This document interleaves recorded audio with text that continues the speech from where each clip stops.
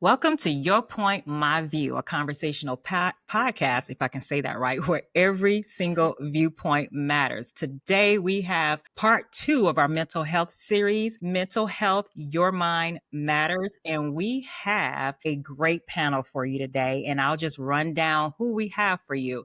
We have Tanya, we have Jasmine, we have Chopper, we have Bobby, and we have Darnell. Jasmine is our special guest today. And Jasmine comes to us she is here because we want someone to speak from her generation mindset. So she's younger than some of us on the podcast. I'm not going to do any age groups here, but she is. But that's okay. That's okay. That's why we want her here, because we want our mind, we want her words too. But Jasmine comes to us. She is in school, almost done. And she's getting her MSW in social work. She has a passion for helping others. She has an online store to promote wellness, encourages other people through word and clothing. And her online website is called Untethered Thoughts. If I got that right, Untethered Thoughts. But like I said, we have a great panel here, and we have some good information, and we hope that it touches someone today. So if we only touch one person today and that person touches someone, then we are doing our job.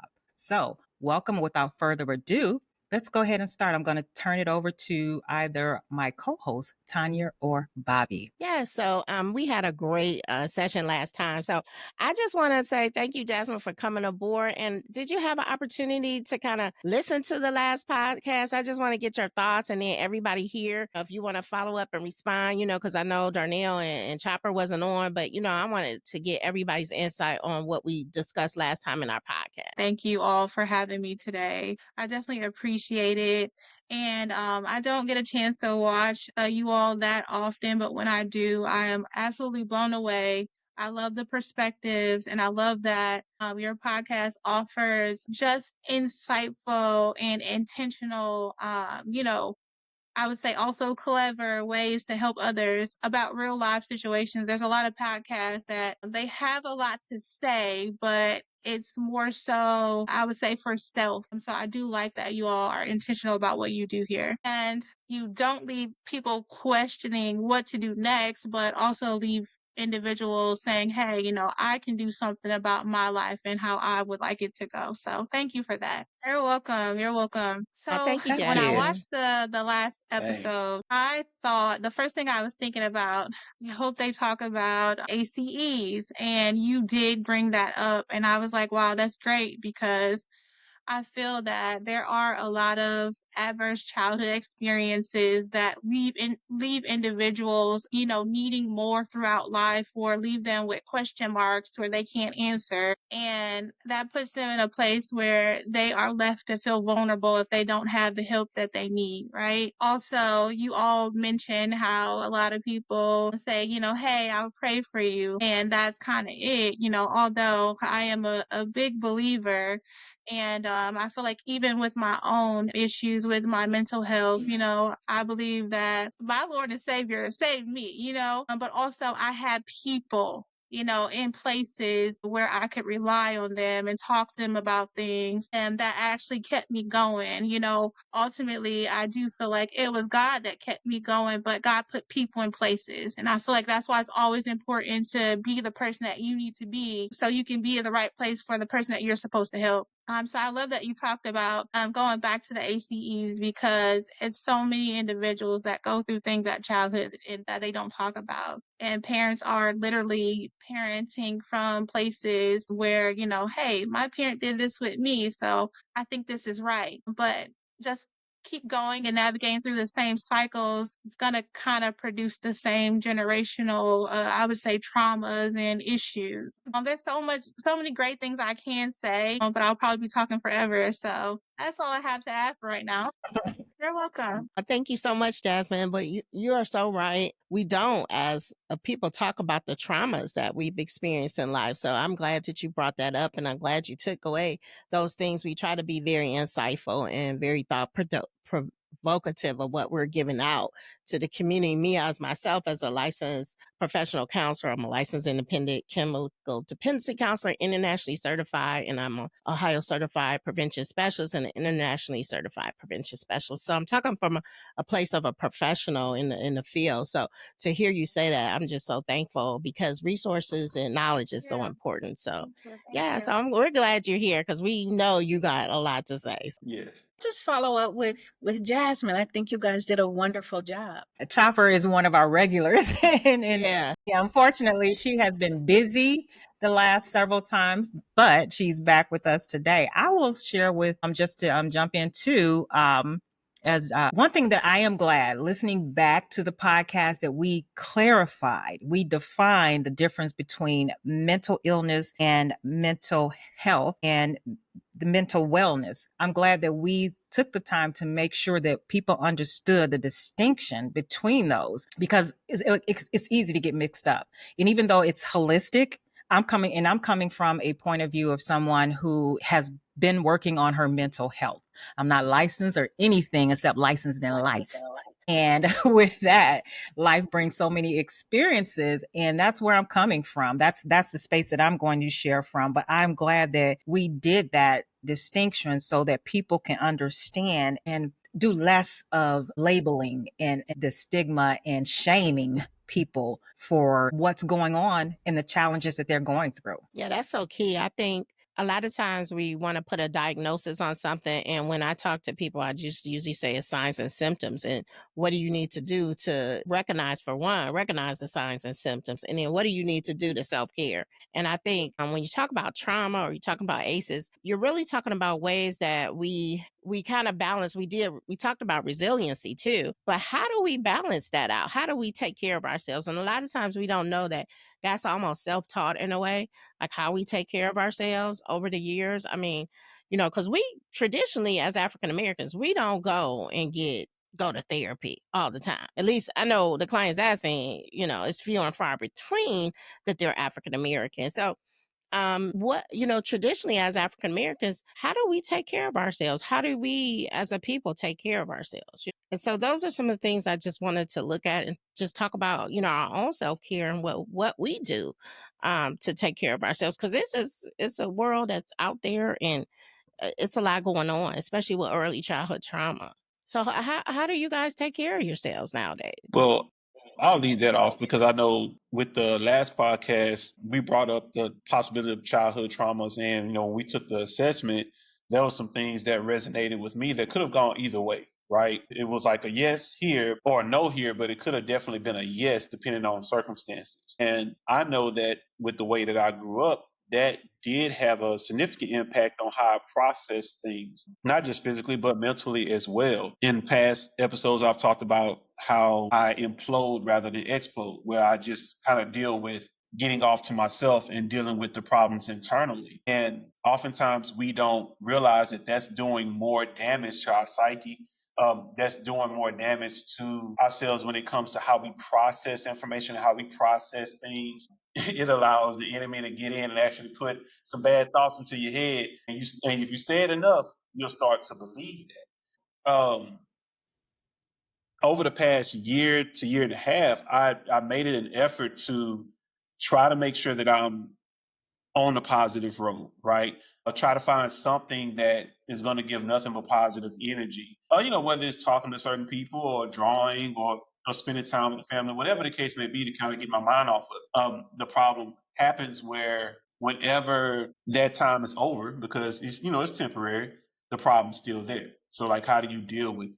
Or Yeah. finding ways to pivot. And as a society, there are some people that are more equipped with resources to do so. In the African American community, that is shunned to an extent. Is either suck it up, buttercup, and get it done, or figure it out, and you're still left with that same type of situation. Unfortunately, That's true. That makes sense. My thing is, I really think we as a people, because of our history and the things that we've been through as far as racism, and oppression in our community, I think that has impacted us tremendously as far as our mental health. And just looking at the historical contents of that, and for ourselves, as a people, what do we do to take care of ourselves? What are your thoughts on that? What do we do? You know, what do we do, or what do we do individually? What do you mean, like What do we as a do community? individually, as a people, as a community? Do we take care of ourselves? You know, do we look at trauma and racism and the impact of oppression on our culture, our who we are as an African American people? How do we take care of ourselves, and what do we do to, because racism has impacted us Hmm. as a community. It Well, has, and it is still is now. to talk, because there's a few things there that you're talking about, but go back to the self-care. I know that for me, and I've seen other people, community is part of self-care, making sure you have those connections with people. And sometimes all you need is one person who you know is going to be your ride or die, somebody who's going to be there and you can call, and you know they're going to be there and not judge. Because sometimes you just need to talk. You don't need somebody to give you the answers or try to fix it. You just want that platform so that you can feel safe to speak your mind, speak your heart, to get it off your chest. So I know that community and having someone to talk to is one thing, self-care that I do. And I know there are other people who do that as well. And maybe even just finding those hobbies, things that you love to do that can bring your peace back, can bring you back to a place where you can function, and that resilience. For me, it's hobbies. For me, it's always doing something, always staying busy, because if my mind is busy, my heart can be settled. And it doesn't always work, but it works a lot of the time. And so making sure that I'm busy and doing things that I love. And here's another thing. When I stop, and I'm still working on this, stop trying to control other people's lives. I'll have more peace in my own. And that's hard, especially when you love people and you see people who are going through things and challenges. You may not always be able to help everybody. And you have to understand that and step back to protect your peace as well. As there's not saying you're not there for them, but you're not trying to control the situation to such an extent where now your mental health and your mental well-being is challenged. And now you're up against a wall trying to figure out, how am I going to make it? How am I going to cope? Well, stop trying to control them. We did a podcast, let them. At some point, you have to just let them go through the journey they're going to go through. And that can protect your peace as well. I That's a think good that point. you have to be intentional, right? I think you have to be intentional about taking care of yourself. Even when it's a good day, it's still being intentional about self-care, because I think there are days when we have good days and we don't think that we need that self-care. And so sometimes we feel like we need that self-care when we've had a couple of bad days or we've been ran over by, a semi. So I think it's always being intentional, whether you're on a good day or a bad day in between, about self-care. And so that's about being selfish. And it's okay to be selfish for you, it's okay to put yourself first. And so, Tanya, when you say, well, what should we be doing? I mean, if I'm putting myself first, then that's just that really is just what it is, because a lot of times we lose ourselves when we start putting other people first, but I can't pour from an empty cup. So it's really taking care of myself and being intentional about that. And so I like to say that it's okay to be selfish, because sometimes we feel like if we are selfish about our time, about what we say yes to, about what we say no to, that affects our mental health, it can be taken, in a negative way. So I think it's really just being intentional, and being intentional really requires that you're being consistent about what you say that you're going to do. If it's, I'm going to work out, I'm going to eat better, I'm going to read, I'm going to study the Bible, I'm going to take a walk, I'm going to let them, then let them, I think that is really how we help ourselves. I love that you talk about intentions, and I love that you use the analogy about the semi truck, because like you said, sometimes we wait until we are so overwhelmed and we're like, we just have to do something. But if you have a routine and you do that along the way, something small like a rock in the road won't send you over. That is really important. And then even down to when Valisa said that, it's important to, like, have that one person that you talk to. I think another part of, being intentional, that one person is always a great go-to. But it's also important to remember at some point that one person may not be able to take everything that you are maybe trying to tell them. They may not be able to stand as strong. So sometimes it's also good to give that person, some distance, or even, ask them like, hey, how are you feeling today? I have something that I really would like to talk to you about. Can we talk about this today? How's your load today? How are you feeling mentally? Should I, discuss this with someone else? Or, sometimes even as simple as just, going to speak with a counselor instead of that person, because as people that aren't professional, you're talking to like maybe your friends or family, sometimes the weight is heavy. Not only I don't want to use the word burden, but I'm going to use the word burden because it becomes a burden to carry someone else's problem that you love and you really want to fix it. And sometimes people aren't truly ready to fix it. They want to, not everyone, but some people just want to talk about it and they're not really in a headspace where they can fix things. So that's a great point, Jasmine. When you said that, I just kept saying, you got to put boundaries around your burdens because people will drain you or put on you. You do have to put those boundaries up. So that's a great point about self-care. Self-care has to do a lot with boundaries. And that's a good point. That's hey, logo, it Jasmine. can be Boundaries around your burdensome. burger. Boundaries around your burdens. Yeah. That's in the t-shirt. That's a That's t-shirt. a t-shirt, girl. On the podcast, and we trying to get you good. I think I was listening, Jasmine but I wasn't was gonna like, say that nothing, was but she was good. I'm gonna write this. Jasmine's like, oh, this was a very informative, very lucrative. Let me write that down. T-shirt. That's good. I would say that one of the things that has helped me in my journey, and it's always been there, is just leaning on the Word of God. That is me personally. I will say that based on what we've talked about in the past, it's easy for people to say, hey, just go pray about that situation, right? And Jasmine mentioned it earlier as far as one of her takeaways. What I've realized is that whenever I get discouraged or whenever I'm going through certain things, I have to go do the work myself. And I think a problem, especially in our society, amongst African Americans, is that we don't go do the work. But sometimes it is based on how we were raised. We were taught to pray, but then after that, that's kind of it. What are the next steps, right? So through my life, I had to learn that I have to put the work in. And sometimes you're going to get weary in the work, not weary of the work. So sometimes you're going to be in a situation where, man, I'm so tired. I'm being used in this area, that area, and I'm just mentally drained. I don't have anything to give.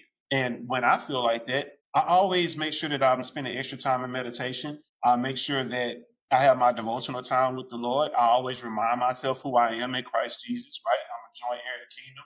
I'm fearfully and wonderfully made. And I take those affirmations and I apply them, and I do my best to apply them throughout my day. Now, are there particular challenges that come up? Absolutely. But as long as I keep repeating that, and as long as I'm putting into action things that will help me honor or reinforce those affirmations, I'm good. So with other people, though, they say, okay, yeah, I prayed about it, but I don't see any results. It's more like, okay, I don't have this spirit of expectancy or expectation like other people claim to have.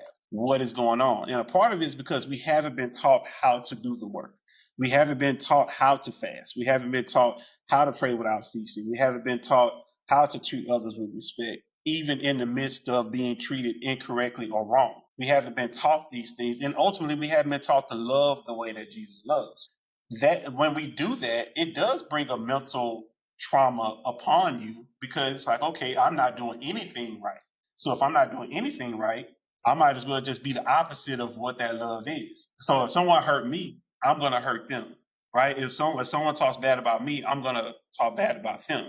And you dismiss everything that you work. Don't you think that's a little bit unfair in a sense? Because I think we as a people, especially African American males, I mean, I'm not one, but and what I observe and those that I love, I think you all, and you are African American males, have experienced tremendous amount of racism, oppression, more than the average person, average, individual in society. And I think you all get a lot of backlash unfairly, especially when I think about kids with the school to prison pipeline. Younger kids, boys, are being adjudicated more so than white counterparts. I mean, if you want to look at it, that's institutional racism at its best.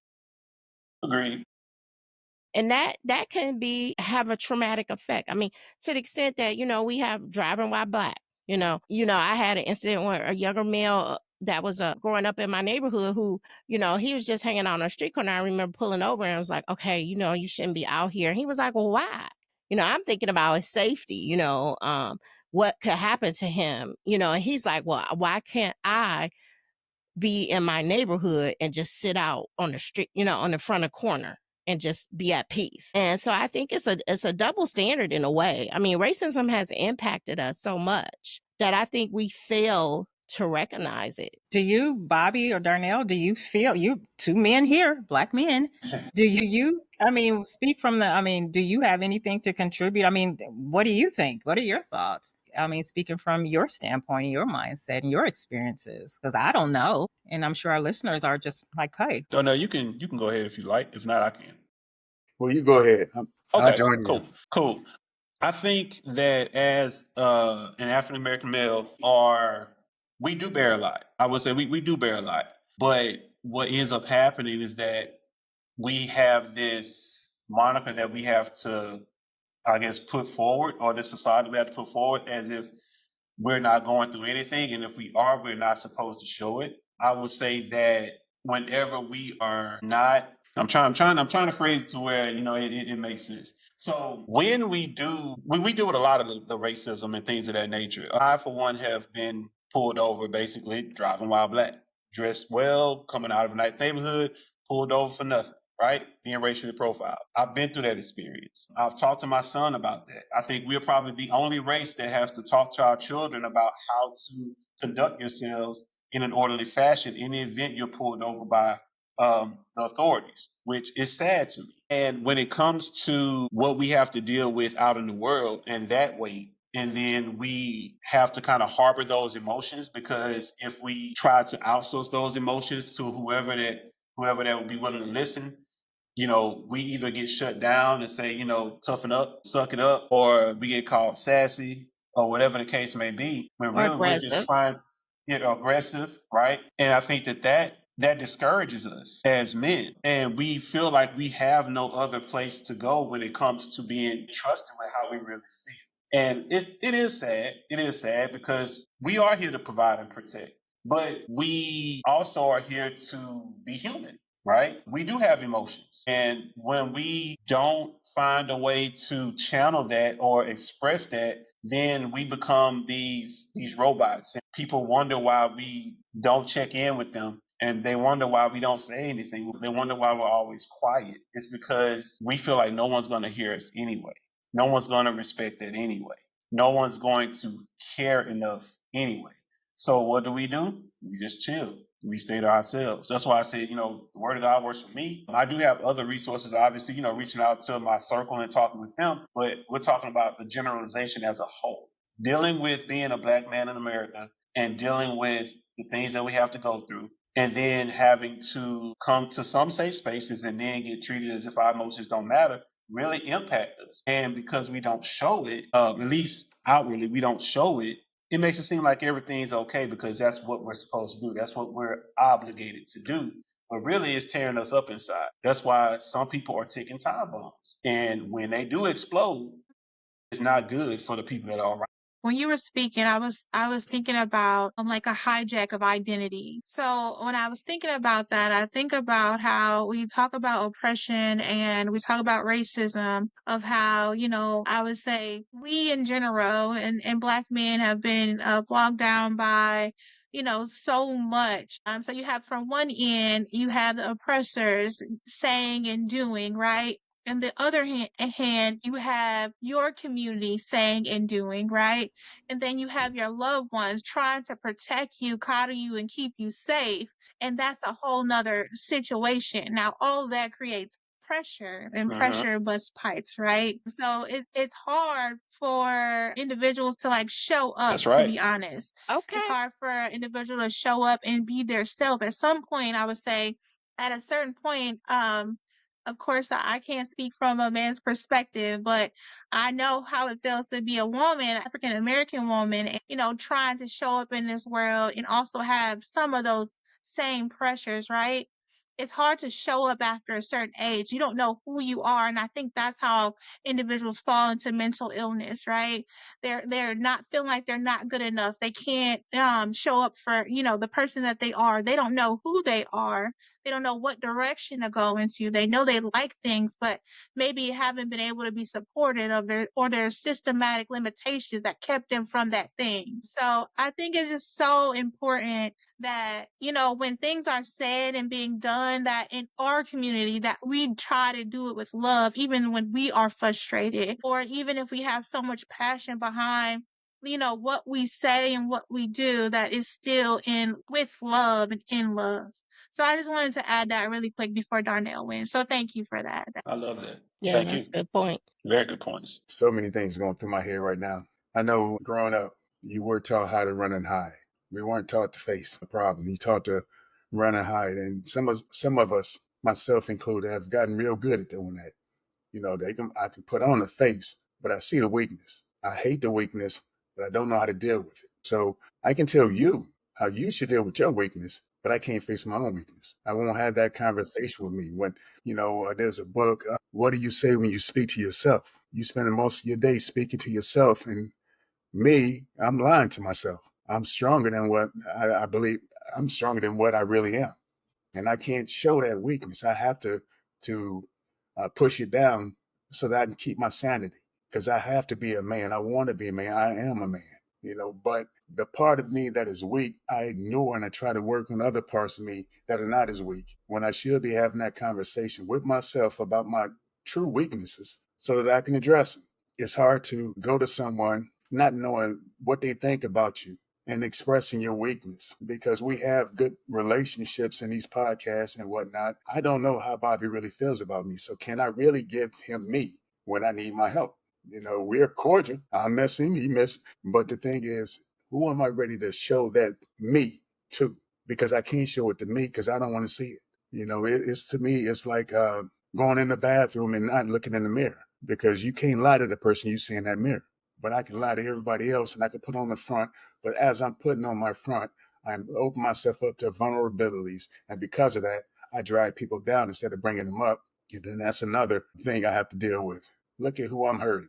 I thought I was just hurting me. And I'm not just hurting me, I'm hurting others. And I don't want to deal with that either. So it's just another hit on my ability to run high instead of figuring out how to grow in the areas that I'm weakest in.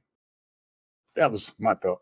That was really good. Yeah, that's a great point. It's really good. Because Can I add to that? Yeah, go Can I ahead. add to that? Because it's Men's Mental Health Month, right? And what you said was so profound, because when you look at, if we're doing generalizations, right? How often, outside of barbershops where we're just shooting the you know what, right? Outside of that, or if we're outside of, you know, being in faith-based communities like church or things of that nature, where we're actually, you know, worshiping and lifting each other up.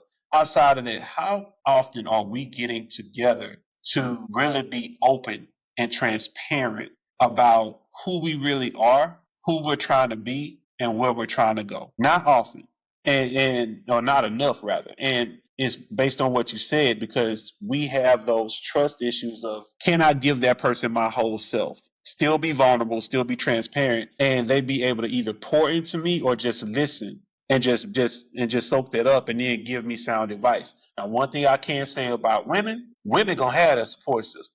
Period. The end.com, it doesn't matter. The man could be cheating on them or whatever. Them women about to get a bottle of wine. They about to go over to that house. They about to sit there and gas that young lady up. And guess what? After that, they about to go out because they about to have a good time, right? Because the objective is to get something bad happen, immediately get called to action because they care about the person, see about the person, check on them emotionally, right? And then try to get their mind off the situation, even though it may be temporary. make that person feel, what do men do? Man, that happened. Bro, you better toughen up. And then that's about the extent of it. Or what you crying for? And that's about the extent of it. And there's no community gathering to make sure that your mental psyche is in check. There's no, hey, bro, I hope you're not thinking about doing nothing crazy. Come to my house right now. Matter of fact, I'm on my way over there right now. We got to talk. Let me go take you out. Let's go get something to eat.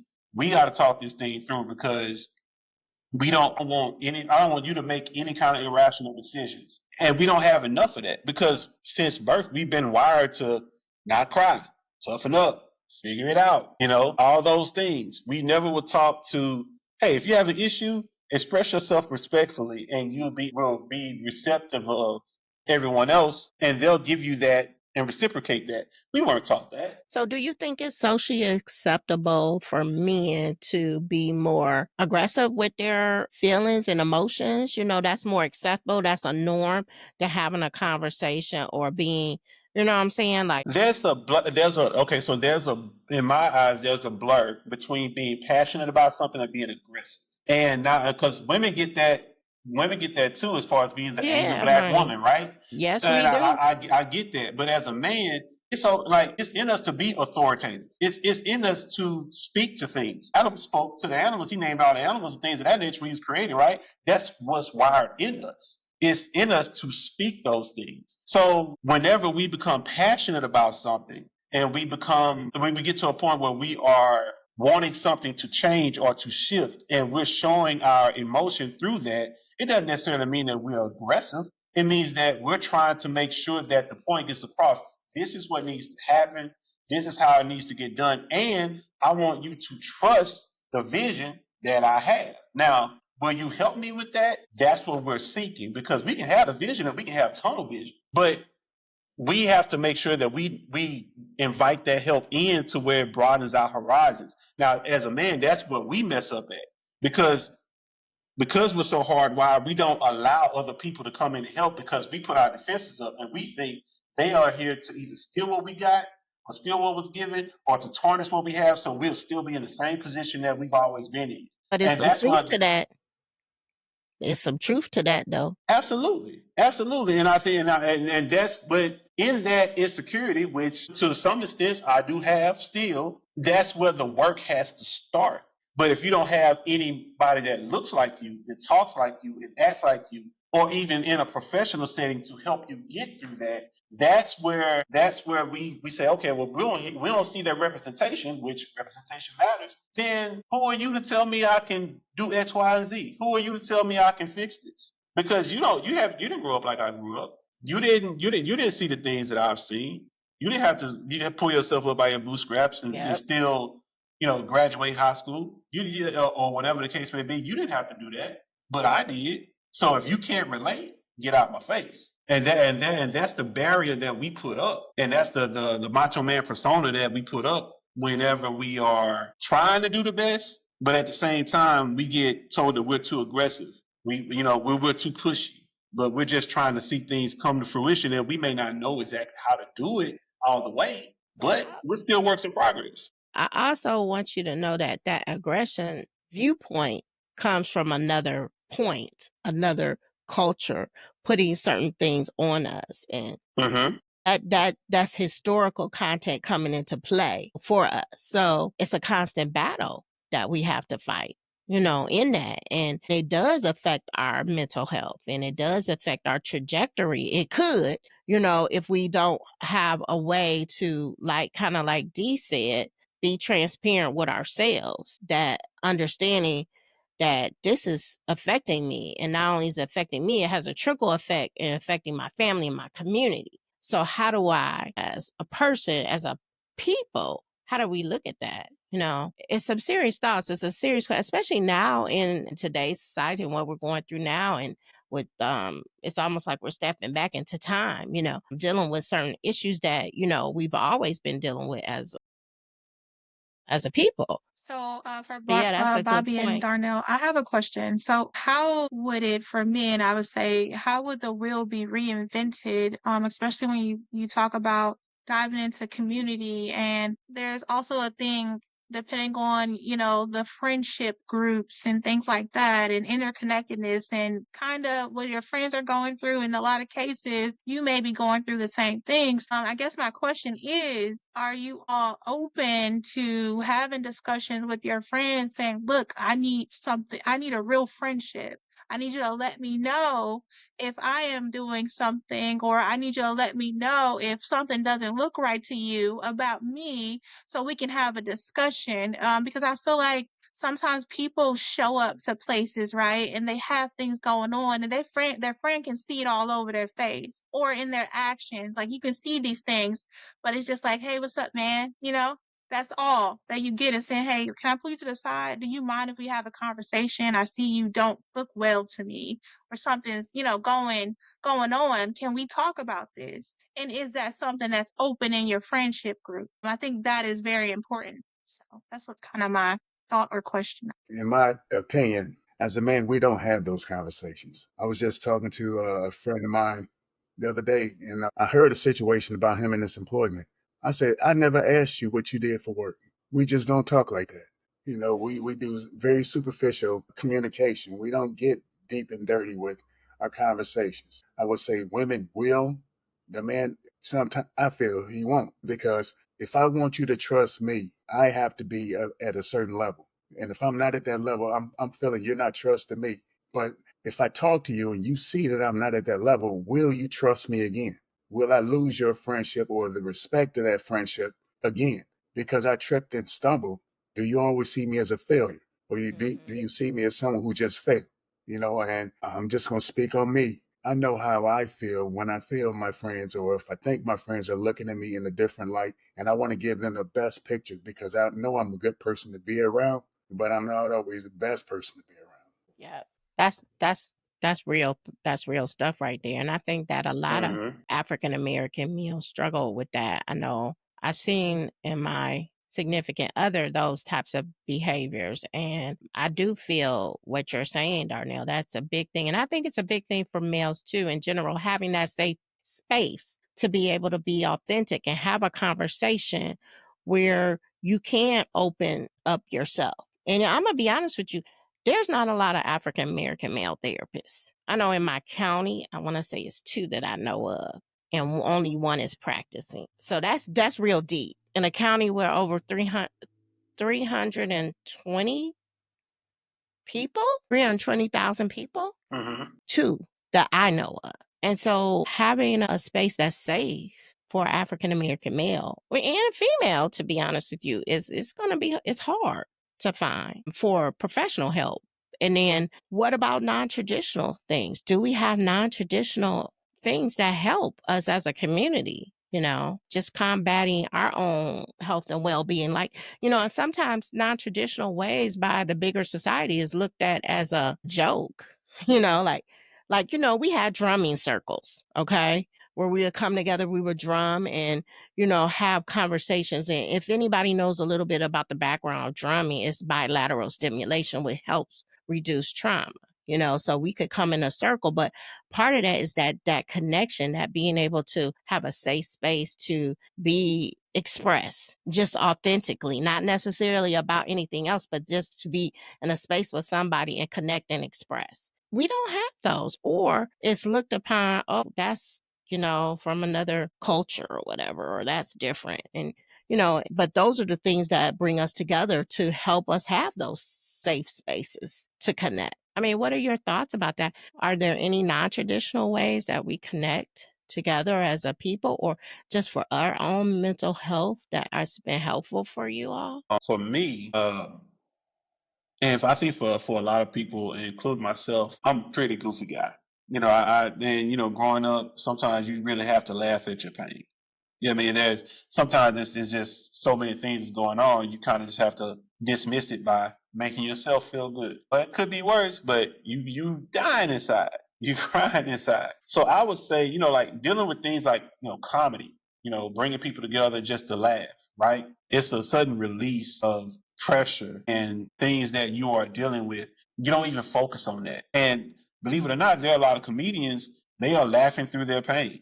Even Kevin Hart had a special, Laugh at My Pain, because these were real life scenarios that was going on. But he found a way to navigate that and explain it in a way where, yeah, on the outside it's funny, but when it's real life and live action, the stuff is hurting you. You don't really know how to process it. So for me personally, there's a lot of things that happen, and I take a step back and I'm like, you know what? Okay, it is what it is. It ain't what it ain't. And I try to find things that will make it a little bit more comical. And it's weird to say that because it doesn't make the situation go away. And the situation could definitely be serious. But I have a better outlook or a better angle at how I'm going to deal with it. That's the work.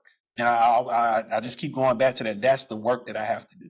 Yeah, and it's not me taking it to be unserious, right? But I'm able to process it. I'm able to digest it better, right? Because sometimes, truth does hurt. But I don't want to put a Band-Aid on it.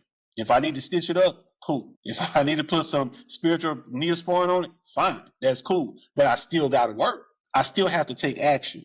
And that's something that I can do just by laughing at it. Just and real quick before I let some others go, I did do some research.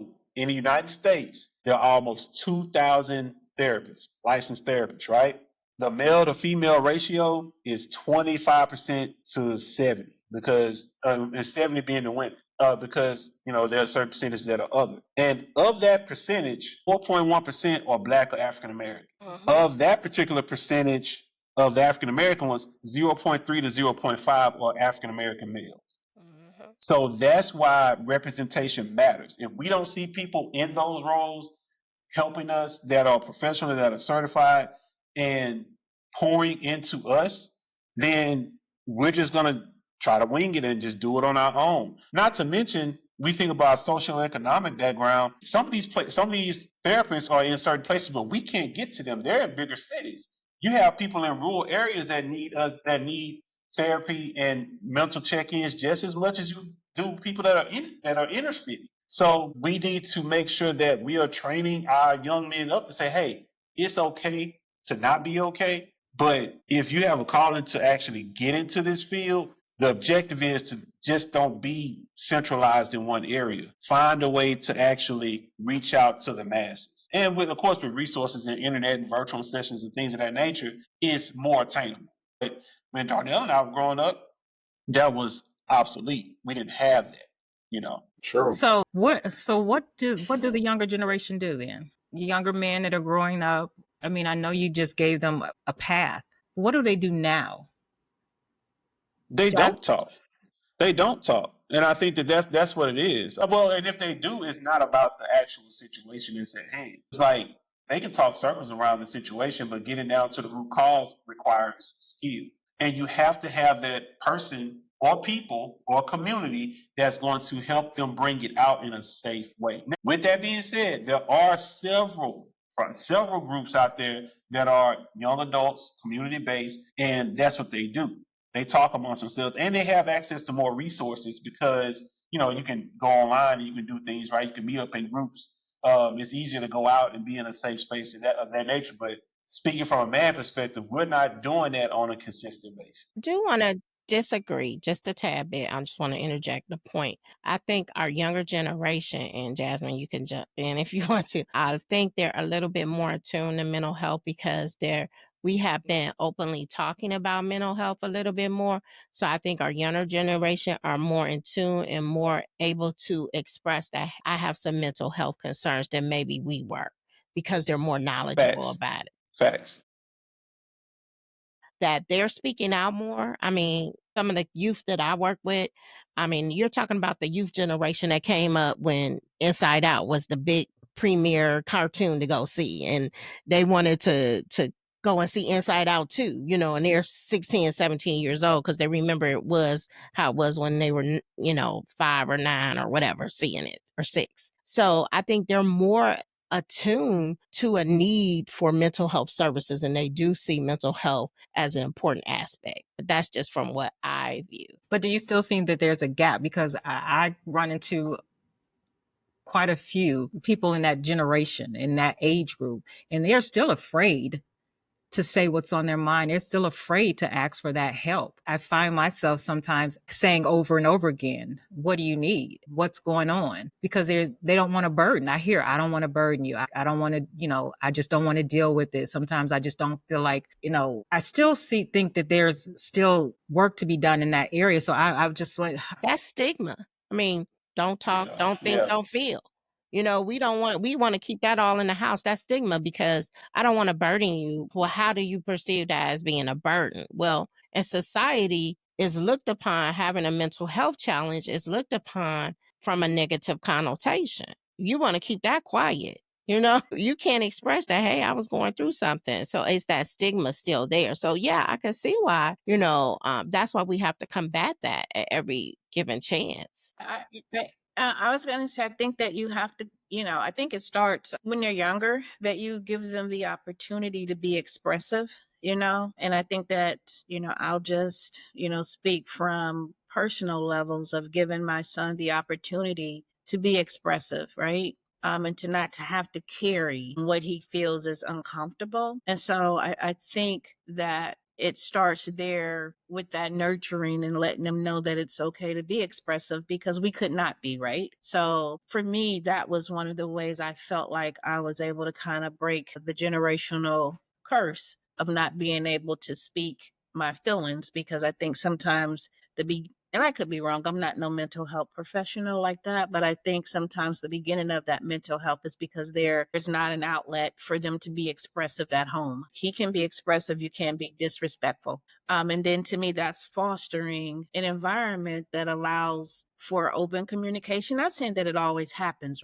but it's there to say, this door is open, you have support here if you need it. And so for him, there was a time where he was a little bit shaken in middle school. And so he actually got called and said, hey, I'm not feeling good today. I didn't know really what that was about, right? I didn't. But he was in the middle of a crisis that we were able to kind of work out, but he felt comfortable enough to be able to come.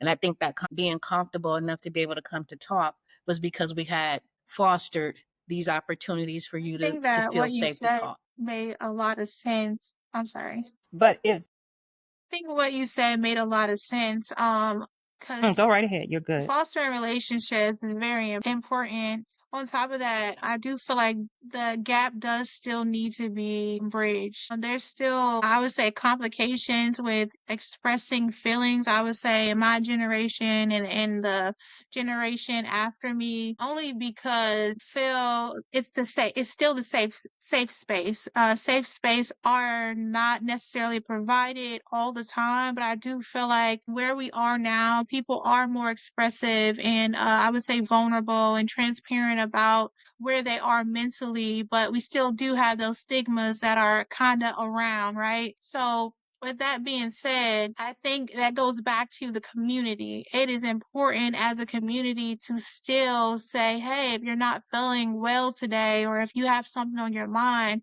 please feel free to say something to somebody. And if you don't get what you need from that person, say something to someone else until you get what you need. Because a lot of times is you kind of get stopped at that door and then your feelings get hurt a little bit because you're already in turmoil inside and you can't get this expression off to let someone know that you're going through something and you really need some help. So I think especially probably for young males, boys, men, I don't want to call it a sense of pride. I want to call it a sense of they haven't had a chance to probably express themselves in the way that I would say in an emotional way. So it's like when I'm trying to and no one's hearing me, I'm done. So I think that kind of gets in the way too, and that causes additional issues because it's like, hey, I'm trying this one time and one time only. If it doesn't work now, why would it work later? So that's what I think about too. And then that also speaks to that fight, flight, freeze, and fawn, aspect that they just shut down. And that's almost like a trauma response, like if I try to go get help and I'm knocking on that door and nobody is open, that's traumatizing in itself because I'm in need. So put you back into a survival mode. So in order for me to survive, I'm going to shut down, because that's my safe space, because obviously knocking on the door ain't safe for me because I can't get through. And the constant not getting through and the constant rejection is that going over in that mind, and that creates those ruminating thoughts that's hard to get past, that you're going to need a little bit of help for. So how many times do you ask? How many times do you follow up with someone? Because sometimes creating that safe space isn't always instant. It takes time. It takes trust. It takes a relationship to develop before someone, not just men, not just young men, but people in general, to feel safe, that vulnerability, right? So you can ask someone how they're doing and how they're feeling. And I remember, Bobby, you said there's a difference in how someone's feeling and how is someone doing. You have to be careful about what you're asking, and we've always said it, be intentional. And me, I try to see the person. I'm not perfect, but I do try to see, okay, how are you doing? And when you say that, you have to look and see, or because how you doing, people can be like, I'm doing okay, and keep it moving. When you ask how you feeling, now it's not just a I'm good, or what I'm saying is not just you try to get those open-ended questions, right? You don't want to get just a yes or no. When you see somebody is going through something, and they may not say anything, but you see it in their body language. They're just not who they are. So can we give ways to see people and not just, hey, take it hot, I'm doing okay, I'm cool. When that person's not cool, but they're not showing it. So how do we see those signals? That's what I'm saying. How do you recognize that someone's not okay? I was gonna say really quick, I think that when you said, how do you see those things? It's exactly like how you said. You ask someone a question and you see it. We call those effects. Like, you're asking a question and they're really showing you. And sometimes what I have been learning in school, sometimes I like to try to fix everything for everyone, right? They have to also be willing. So you can be willing to help this person all you want. If they're not willing to open up, there's really nothing you can do, because you can't pry it out of them. They have to, like, I would say, just from my own personal experience, I had issues with depression, anxiety, suicide ideation, and I got sick of myself. And the only thing that I would say that kept me was Jesus. I would say that, I knew that there was more for me and I had to keep going. But I was tired and I got sick and tired. So, luckily for me, I'm a fighter, So everyone doesn't have that fight in them. So some people, I would say, need a little more than others, but they actually have to be willing. You can't save someone if they're not really willing to put that fight up with you. Because I'm going to fight with you as long as you're fighting. I'm still probably going to fight for you if you're not fighting, but I need you to fight with me, kind of thing.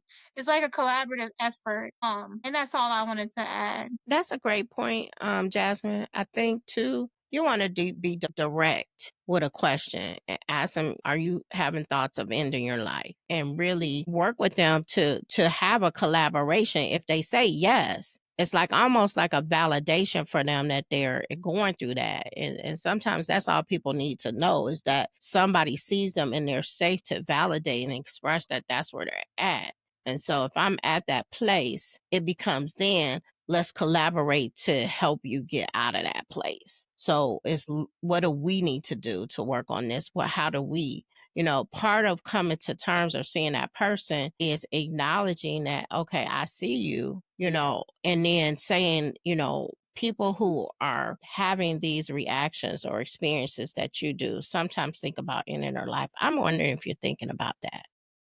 Yeah. And What if they're not there? So I know that that's like the pendulum going this but that's way. good. But then you're going to know where they're at. Okay, but what do you ask them? I'm talking about some catchphrases that people just need. How do you introduce, not suicide, but how do you introduce, okay, I see that you're struggling. How do you introduce that in a conversation? And I'm not saying I want to know, I'm saying our listeners, how can we help them be able to connect with people? Because people probably have someone in their life right now that they know of who probably are backing off of getting help because they don't know how to ask, but we see it.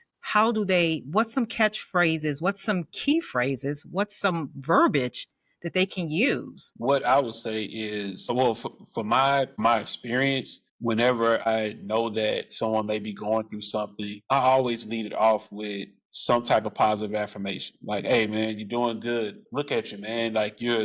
You really making this work. Like I'm not only intentional, I'm very observant with that too. Because I'm not gonna point something out to boost their ego, right? I'm pointing something out that they're doing something, because if you see that they're hurting, they may feel like, or that person may feel like there's nothing that they're doing that's correct, or the situation that they're in is inescapable. Like it's one of those things where no matter which way they pivot, it's always coming to that centralized point of I can't get this fixed. And if I see it, me pointing it out to them is only going to make things worse. Because not only at that point, if you don't lead with some type of affirmation, because not only does everyone else see it, now my boy see it. Dang, he about to flame me up. Now he about to talk about me. Now he got ammunition that he can use against me. And I still feel like crap.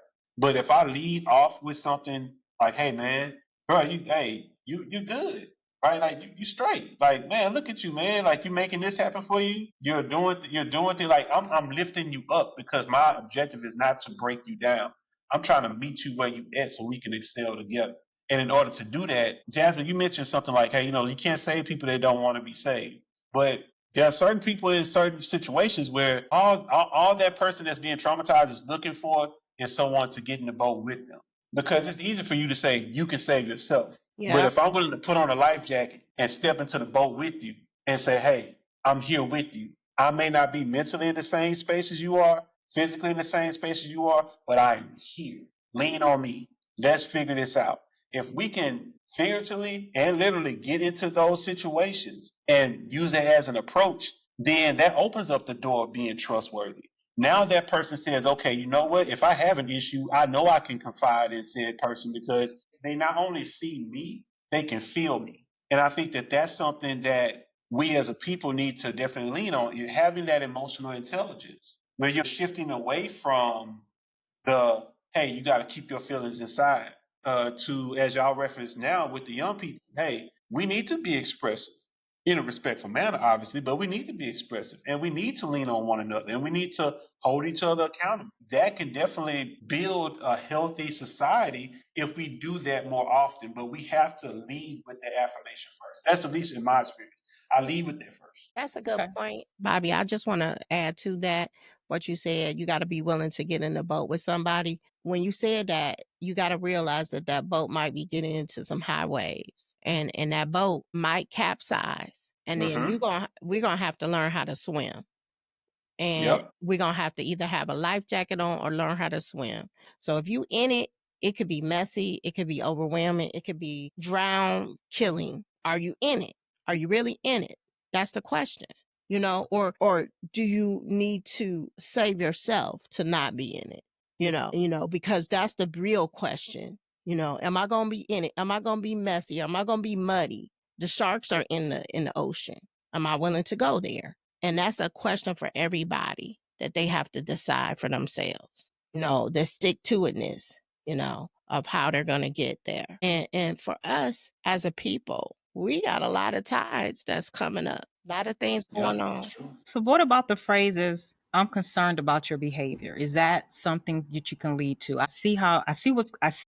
There's something different with you and I'm concerned. Or how can I help? Or is there something I can help with? Or you know what? I may not be able to fix it, but I'm a good listener. I can listen. So those are the type of things that I was thinking about too, that when you're in the boat, Bobby, right? When you're in that boat That's right. and you're giving those affirmations. And Bobby already said he had his life jacket on. So he said when he was getting in the boat, he had his life jacket on.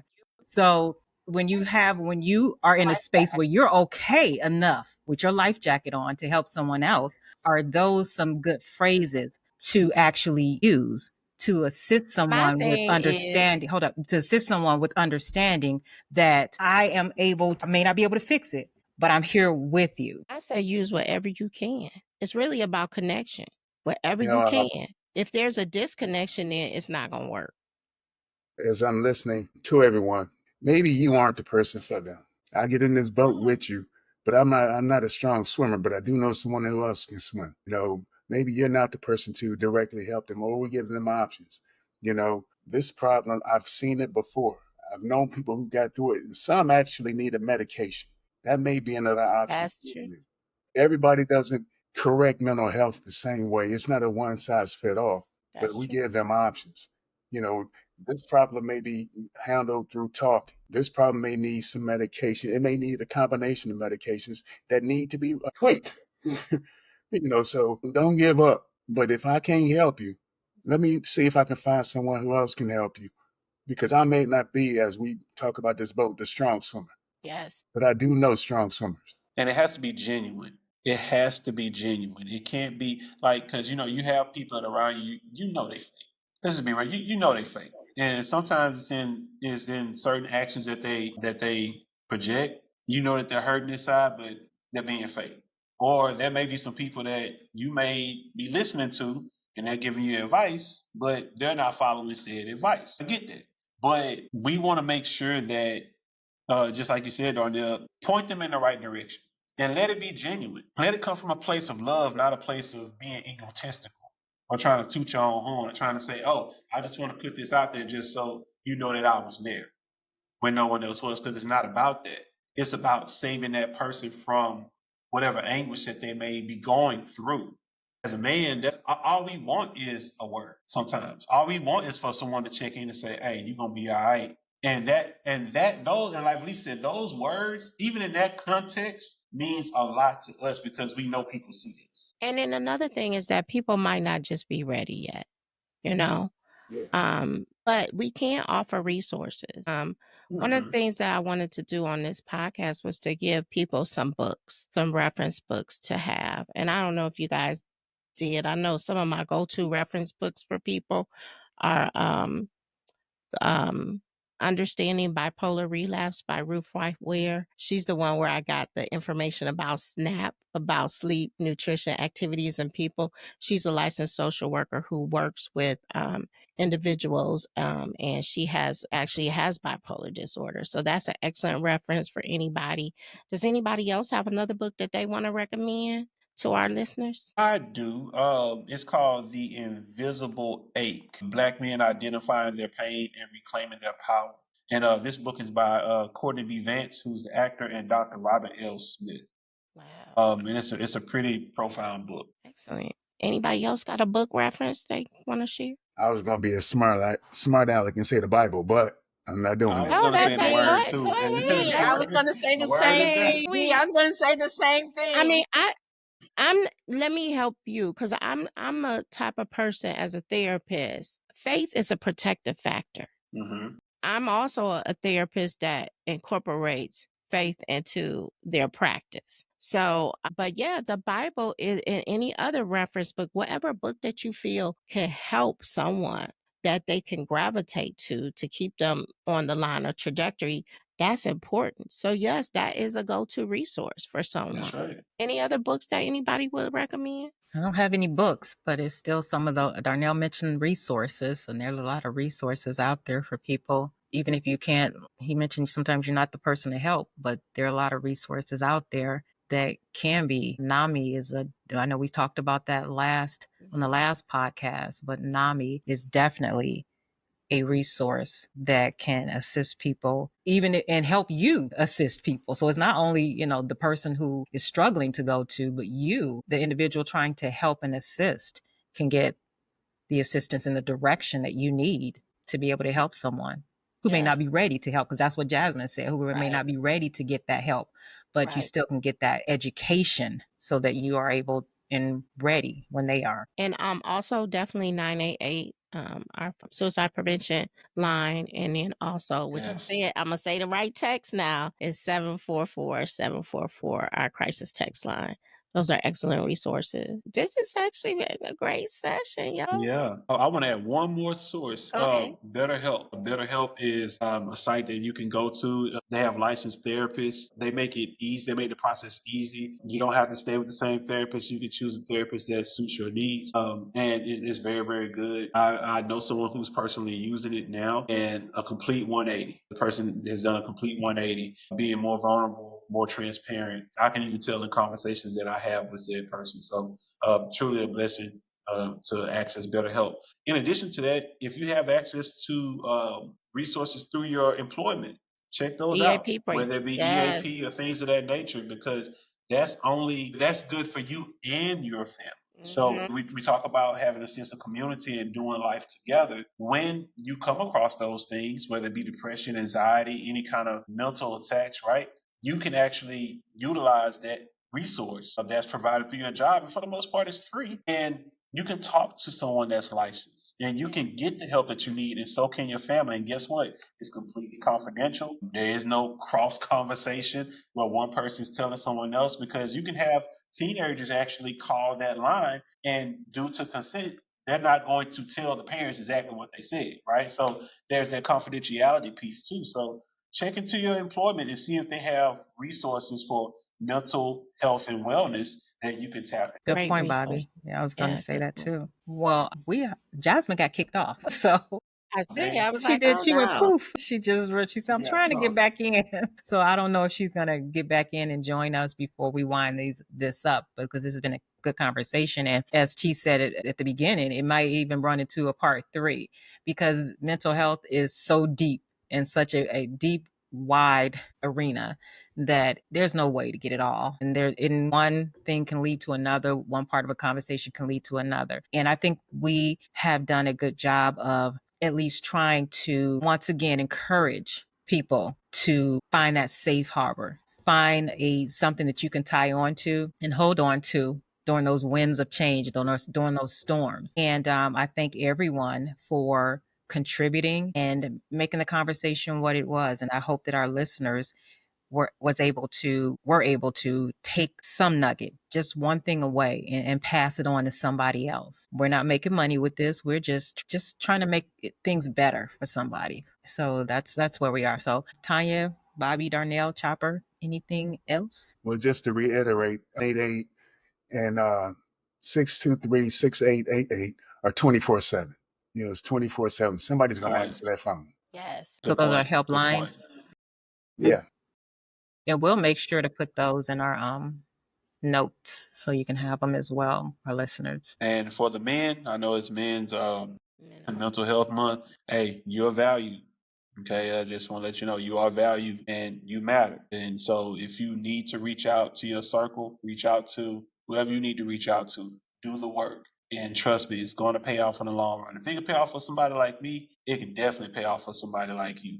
Just take that first step and make sure you have a circle around you that's going to lift you up when you feel like falling and when you feel like giving up, because you do matter, no matter what society says. All right. Great. Well, for all of you guys, thanks for listening, and continue to see us on all our social media platforms, Instagram, Facebook, and all of those. And for YouTube. all of our We're on listeners YouTube now. out there in YouTube. YouTube, Yeah. yeah. Oh, YouTube. Check us yeah. out on YouTube. Yeah, we Yeah. on YouTube, y'all. Okay, we We even on more video. better. Yeah. All right. So thank you for another session of Your Point, My View. Protect your Conversational peace. podcast where every viewpoint matters. We'll see you next That's right. time. All right. Take care. Peace.